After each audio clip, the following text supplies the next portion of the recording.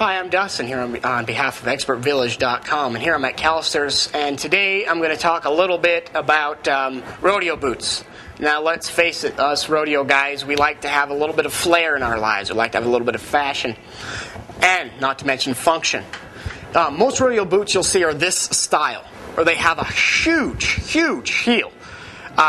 One is for style, but it has a function also. It's great for spurs. When if you've ever seen saddle bronc or bareback riding, they got to hold big old huge spurs to hold on with them on them horses.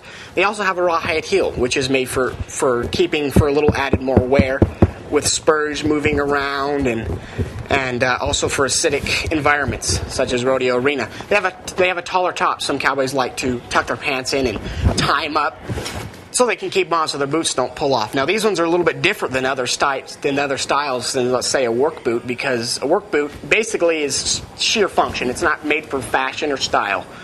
It's made for work, so it's not going to be as flashy. Or we have, they're also made from a little bit tougher leather other than dress boots, because they're out there working every day in them. And those are just a few points that we have on rodeo work, just like these Olathe boots.